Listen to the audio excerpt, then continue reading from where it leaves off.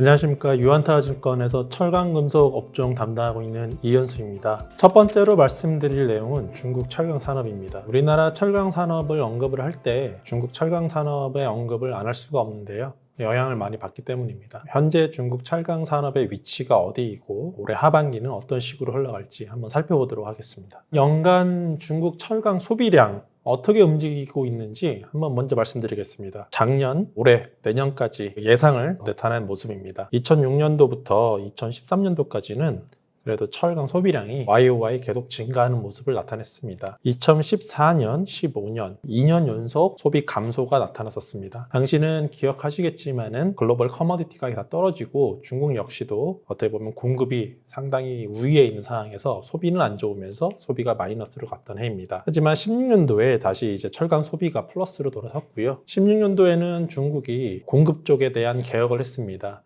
오래된 설비랑 비인가 설비 이런 것들을 폐쇄를 시키면서 한편으로 또 소비는 또 증가하는 그런 모습이 나타났습니다. 2020년은 모두가 아는 그런 코로나 시기였습니다. 아이러니하게 이제 중국 같은 경우는 2020년 코로나 시기에 대규모 부양책을 펼치면서 철강 소비 역시 전년 대비 높은 소비 증가를 나타냈다라고 이제 보실 수 있습니다. 그런데 이게 21년, 22년, 23년 3년 연속 소비가 감소하는 모습이 나타났습니다. 지난 3년 동안 감소를 했고요. 올해도 전망하는 기간별로는 조금씩 차이가 있지만 증가하기보다는 전년도 정도 수준 혹은 마이너스로 이제 전망하는 기관들이 좀 많다라고 보실 수 있을 것 같습니다. 내년 같은 경우에도 WSA, 세계철강협회는 내년에는 중국 철강 소비가 마이너스 1% 감소할 거다라고 전망을 하고 있습니다. 전반적으로 지난 3년 동안 중국 철강 소비가 마이너스를 경험한 가운데 올해랑 내년에 대한 그런 시각도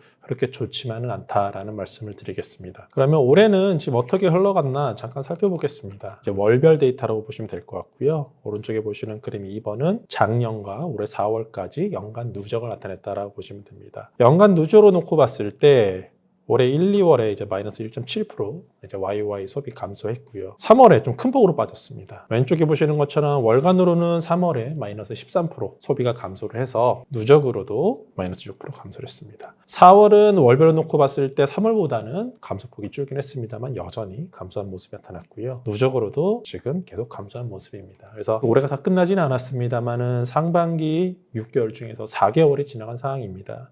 4개월이 지나간 상황에서 아직까지 중국 철강 소비는 플러스로 돌아서지 못하고 마이너스를 좀 경험하고 있다고 보시면 됩니다. 그러면 철강 소비가 지난 3년에 이어서 올해까지도 마이너스를 걷고 있는 이유에 대해서 한번 말씀드려 보도록 하겠습니다. 중국 철강 소비뿐만 아니고 글로벌 철강 소비에서 가장 많은 부분을 차지하는 것은 건설 부분입니다. 건설이라고 말씀드리면 되게 광범위한 좀 개념인데요. 가장 대표적인 거는 이제 주택이 될 수 있겠죠. 아파트로 대변되는 이제 주택이 될 수 있을 거고, 그 다음에 이제 공공 부분, 인프라 쪽입니다. 도로라던가 항만이라던가 뭐 철도라던가 뭐 이런 것들이 공공 부분에 들어간다고 보시면 됩니다. 이런 것들을 저희가 다 아우러서 건설이라고 이제 만약에 말씀을 드리면 철강 수요의 약 50에서 55%, 중국 같은 경우에는 50에서 55%를 차지하고 있습니다. 나머지 절반은 이제 제조업이라 보시면 되는데, 제조업에서는 이제 뭐 자동차도 될 수도 있고요. 아니면 뭐 가전산업, 선박 이런 것들도, 아니면 기계 이런 것들 다 제조업에 들어갑니다. 근데 어찌됐건 간에 단일 산업으로만 놓고 봤을 때는 건설이 되게 중요한데요. 중국 철강 수요의 절반 이상을 차지하는 건설 부분에 대해서 한번 현재 지표가 어떻게 나타나고 있는지 한번 살펴보겠습니다. 선행지표격이라고 할 수 있는 주택가격입니다. 그림 3번에 보시는 것처럼 중국 신규 주택가격 2020년 1월 1일을 100으로 놓고 봤을 때 21년, 22년도는 나름 분위기가 괜찮았어요. 70개 도시 평균 놓고 봤을 때는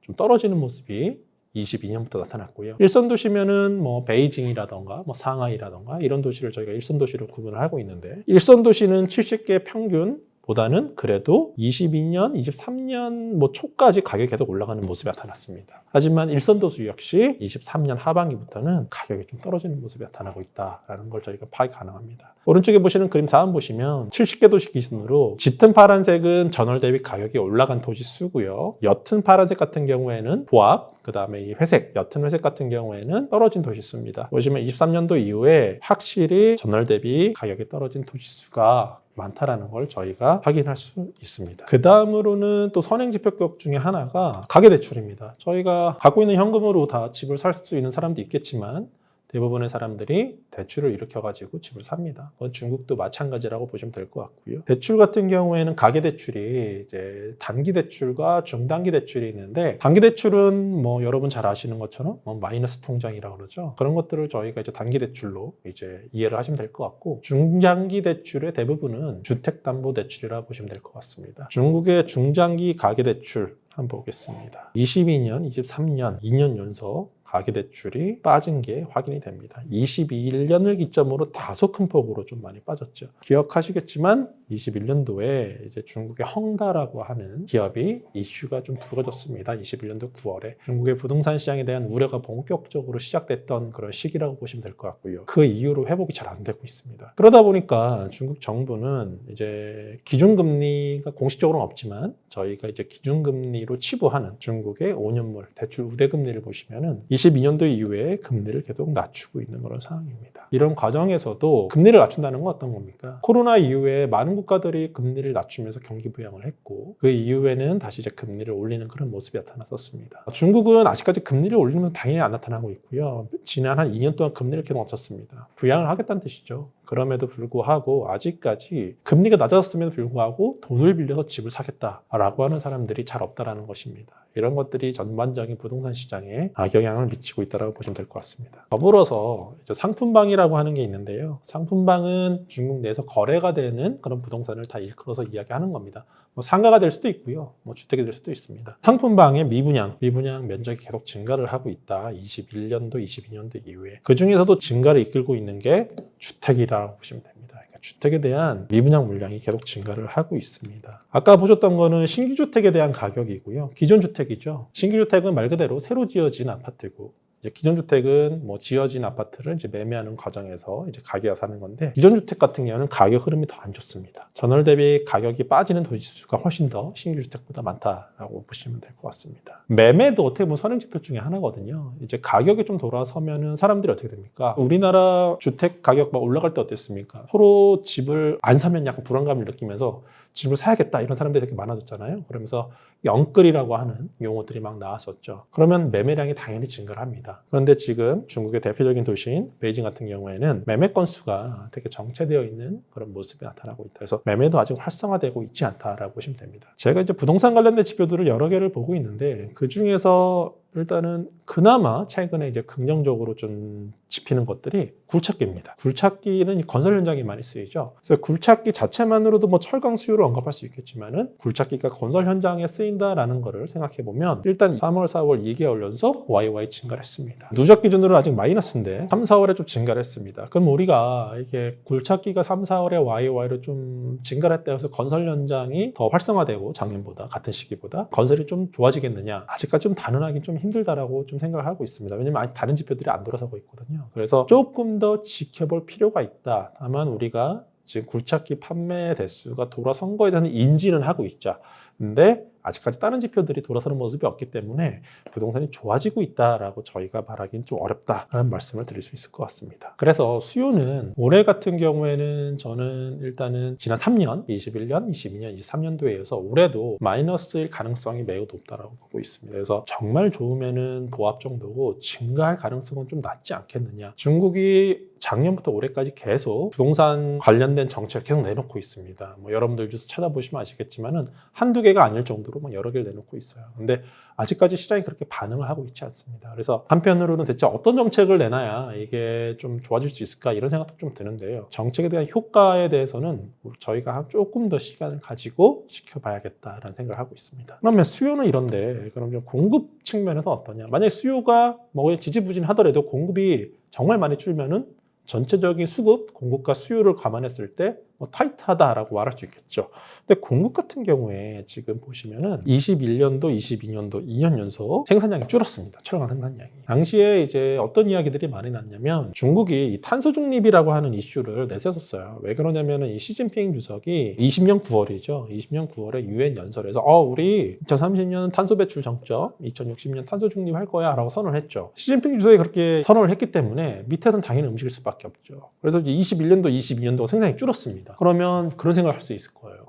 이제 중국이 생산량이 본격적으로 줄 수 있겠구나. 철강 생산량이. 중국에서 가장 많이 탄소를 배출하는 산업 중에 하나가 철강 산업입니다. 그러다 보니까 정부 차원에서는 철강 산업이 생산량을 줄여야 탄소 배출량이 줄겠죠. 그래서 그러면 이제는 정말 생산이 본격적으로 줄면서 수급이 타이트해질 수 있겠구나라는 생각을 이 2년 동안 했을 건데, 앞서서 소비를 보셨겠지만 소비 역시 21년도, 22년도 감소를 했어요. 저희가 이게 지난 21년도, 22년도에 공급에만 포커스를 맞춰가지고 공급이 많이 줄었어, 그러니까 이제는 수급이 좋아질 거야 라고 생각하기에는 당시에 수요도 줄었다라는 겁니다. 수요가 만약에 안 줄었다 그러면 정말 저희가 이 정책에 대해서 중장기적으로 좋게 볼 수 있겠는데, 그때 수요가 줄었다라는 겁니다. 작년에는 수요는 줄었음에도 불구하고 공급은 오히려 플랫한 그런 상황이 나타났다라고 보시면 됩니다. 올해 같은 경우에는 어떻게 봐야 되느냐, 탄소 배출이라는 게 정말 중장기적으로 중요한 이슈입니다. 탄소 중립으로 가야 되는 게 정말 중요한 이슈인데, 단기적으로는 경기에 대한 것도 무시할 수 없거든요. 근데 상반되는 약간 그런 부분입니다. 탄소 배출을 어쨌거나 좀 줄이자 하면은 산업 생산 활동을 단기적으로 좀 위축을 시킬 수밖에 없거든요. 배출량을 줄이려면. 그러면 경기에 영향을 줍니다. 경기가 막 좋은 상황에서는 조금 위축시킬 수 있어요. 그런데 경기가 너무 안 좋은 상황에서는 탄소 배출이라고 하는 정책을 우위에 세워놓고 경기를 더 압박하게 되게 부담스러울 겁니다. 아마도 올해도 그러지 않을까 싶습니다. 그러다 보니까 공급이란 측면에서 올해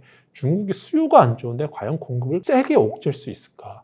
이제 그런 생각을 한편으로는 하고 있습니다. 올해 중국 생산량은 월별로 줄고 있습니다. 3월, 4월 줄었고요. 누적으로 줄었습니다. 근데 이제 소비도 줄었죠. 앞서서 보신 것처럼. 그래서 이제 소비도 줄었고 공급도 줄고 있다. 상반기 때는 데이터상으로는 그렇게 파악이 되고 있습니다. 중국의 또 주요 데이터 중에 하나가 수출량인데요. 수출량이 많이 증가를 했습니다. 수출량이 증가를 했다는 거는 본인들이 생산한 것보다 수요량이 생각보다 적기 때문에 당연히 수출로 이게 내보낼 수밖에 없는 그런 상황이다라고 보시면 될 것 같고요. 수출량이 높은 수준에 있다는 것은 주변 국가들한테는 상당히 부담스러운 상황입니다. 단기적으로 중국의 철강 수출량이 줄려고 하면 수요가 좋던가 아니면 공급이 줄여야 되는데, 그거를 기대하기는 좀 어렵지 않을까, 이제 그런 생각을 하고 있습니다. 재고는 계절적으로 당연히 주는 시기예요. 계절적으로 왼쪽에 보시는 게 전체고 오른쪽에 보시는 게 판재류고 뒤에 이제 봉연강류가 있는데, 전반적으로 1, 2월 달에는 비수기라서 쭉 올랐다가 3, 4, 5월 빠졌다가 6월에 또 우기거든요. 우기 때쯤 올랐다가 이렇게 빠지는 게 일반적인 그림입니다. 당연히 빠지고 있습니다. 판재료도 빠지고 있습니다만 예년 수준에 비해서 빠지는 기울기가 상당히 완만하죠. 상대적으로 좀 수요가 받침이 안 되다 보니까 재고가 빠지는 속도가 좀 더딘 게 아닌가, 이제 그런 생각을 하고 있습니다. 그런데 일부 투자분들 중에서는 봉연강류, 아까 보셨던 건 이제 오른쪽에 보셨던 판재료인데, 봉연강류는 철근 같은 겁니다. 대표적으로 건설에 쓰이는 건데, 건설에 쓰이는 봉연강 재고가 생각보다 낮은 거예요. 그러다 보니까 건설이 안 좋다면서 왜 봉연강 재고는 낮냐라고 이제 그렇게 문의를 하신 분들이 계시는데, 지난 몇 년 동안 건설이 너무 안 좋다 보니까 이런 철근 등 봉연강류를 만드는 업체들이 상당 부분 없어지지 않았을까 추정을 해보고 있습니다. 유통도 마찬가지입니다. 시장 자체가 줄다 보니까 갖고 있는 재고 데이터가 줄었다라고 이제 저는 그렇게 생각을 하고 있습니다. 그래서 예년보다 재고량이 낮다고 해서 뭔가 수요가 좋다기보다는 시장 자체가 축소됐다, 파이가 줄어서 재고도 줄었다라고 해석하는 게 맞는 해석이지 않을까, 이제 그런 생각을 하고 있습니다. 중국은 판재료 생산 능력도 이제 계속 늘어나고 있어서 좀 부담을 주고 있는 그런 상황이고요. 전반적인 공급과 수급 측면에서는 중국이 짧은 시간에 좋아지기 좀 힘들다라는 거고, 제가 예상하지 못했던 중국의 어떤 정말 파격적인 정책들 이런 것들이 나오면은 모르겠습니다만은, 지금 상황에서는 뭔가 이게 막 좋아질 거야 라고 긍정적으로 바라보기는 좀 어렵지 않을까 생각하고 있습니다. 우리나라 마찬가지입니다. 저희가 이제 우리나라 이야기할 때 중국 얘기를 많이 하는데, 우리나라가 지금 어땠냐 보시면은 지난 2007년부터 올해 보시면 생산 능력은 이때 많이 늘었어요. 소비는 어떻습니까? 소비는 거의 정체됐습니다. 생산 능력은 늘어난 가운데 소비는 정체된 게 우리나라의 현실이다. 그래서 가까운 중국에 대한 탓만 할 게 아니고 우리나라 자체만으로도 지금 생산 능력이 안 줄고 있다. 뭔가 구조조정이 좀 안 나타나고 있다라고 저는 생각을 하고 있고, 소비 자체가 안 늘어난 상황에서 수입산에 대해서만 이제 이야기하는 거는 약간 어불성설일 수도 있겠다. 우리나라 자체적으로도 좀 구조조정이 좀 필요하지 않을까, 그런 말씀을 해볼 수 있을 것 같습니다. 수입산도 당연히 계속 증가를 하고 있는 거고요. 그래서 자료 뒤에 보시면은 여러 가지 데이터들이 있는데, 중국산, 한국산 수출량이라던가 이런 것들은 나중에 자료를 참고하시면 되겠는데, 지난 몇 년 동안 중국산, 일본산 수입 물량이 많이 증가를 한 게 파악이 하게 된다라는 말씀을 드릴 수 있을 것 같습니다. 상당히 쉽지 않습니다. 우리나라 상황이. 지금 뭐가 제일 힘드냐라고 했을 때는 철근이라고 하는 품목이 가장 어렵다라고 생각할 수도 있어요. 철근은 중국 영향을 좀 덜 받습니다. 국내 영향을 많이 받는데 국내 주택시장 상당히 어렵지 않습니까? 그래서 수요 자체가 놓고 보게 되면은 철근 소비가 22년도에 빠졌고요. 24년도 빠졌고 지금 올해도 지금 보시면은 YY로 같은 동기 대비해가지고 15% 정도 지금 마이너스 상태입니다. 3년 연속 마이너스로 갈 가능성이 매우 높습니다. 소비 자체가 이제 줄어드는 가운데서 이게 고점이 이제 17년도였고 단기적으로 21년도에 반짝 좋았다가 지금 줄어든 모습입니다. 철근을 가장 많이 쓰는 곳이 어디냐? 당연히 주택입니다. 주택이고 아파트인데 아파트 분양 물량이 보시면 그림 42번 보신 것처럼 작년에 2020년에서 2023년 분양 물량이 상당히 많이 줄었습니다. 국내 분양 시장이 상당히 안 좋았었죠. 그러다 보니까 분양 이후에 철근 같은 경우에는 뭐 사이트마다 좀 차이는 있겠지만 뭐 한 6개월에서 한 12개월 정도의 시차를 두고 철근 소비가 일어납니다. 그러면 올해 철근 소비가 안 좋을 거라는 걸 작년에 다 이미 예상을 하고 있었단 말이에요. 그러니까 올해는 당연히 안 좋을 겁니다. 그런데 일단은 올해는 분양 물량 자체가 못해도 작년 정도 수준, 작년보다는 증가하지 않을까라는 그런 기대를 하고 있습니다. 4월, 한 5월 중순까지의 실제로 분양된 물량과 남은 기간 동안에 이제 월별로 이제 분양 예정된 물량을 더했을 때는 한 25% 정도 증가할 걸로 보입니다. 그래도 뭐 22년도, 21년도 수준에 미치진 못하지만 작년보다는 올해가 분양 물량이 늘어날 수 있다. 그 이야기는 내년에 대한 철근 소비에 대해서 우리가 조금은 기대해 볼 수 있지 않을까라는 생각을 하고 있습니다. 철근이 지금은 정말 안 좋습니다. 정말 안 좋습니다. 하반기까지도 쉽지 않을 거예요. 어렵다는 표현이 맞을 겁니다. 하지만 이제 내년을 놓고 봤을 때는 철근이 정말 안 좋은 상황에서 조금은 좋아지는 모습을 저희가 기대해 볼 수 있지 않을까 생각하고 있습니다. 이제 곧 하반기를 앞두고 있습니다. 지금 6월이니까요. 이제 얼마 안 있으면 7월입니다. 그래서 내년을 생각해보고 하반기에 이제 투자 의사결정을 한다고 했을 때 내년에 좀 좋아질, 지금은 정말 안 좋지만 내년에 좀 좋아질 수 있는 대표적인 품목은 아마 철근일 수 있지 않을까라는 생각을 하고 있습니다. 그래서 조금은 시간을 좀 더 가질 필요는 있습니다만은 하반기 들어서서 좋은 타이밍에 한번 철근과 관련된 그런 종목들 여러분들께서 한번 서칭을 하셔가지고 보시는 것도 나쁘지 않을 것 같다라는 생각을 하고 있습니다. 그래서 그런 내용들을 이번 산업자료에서 이제 따라 보시면 될 것 같고요. 기업으로 포스코홀딩스와 이제 현대제철을 작성을 했습니다. 철근과 관련된 기업들은 여러분들이 보시면은 국내 1위 업체가 이제 현대철이고요. 그 다음에 이제 동국제강, 대한제강, 한국철강 이런 업체들이 철근 업체라고 보시면 됩니다. 포스코홀딩스는 철근은 하고 있지는 않고요. 그래서 이런 철근을 하고 있는 기업들 중에서 이제 밸류에이션이 너무 낮다거나 아니면 좀 실적이 돌아선다거나 그래서 긍정적인 부분들이 같이 나타나는 그런 기업들 눈여겨 보셨다가 하반기 때 매수로 접근하시는 것도 저는 추천드린다. 이제 그렇게 말씀드릴 수 있을 것 같습니다. 이렇게 좀 발표를 마치고요. 좀 자세한 내용은 보고서를 참고하시면 될 것 같습니다. 감사합니다.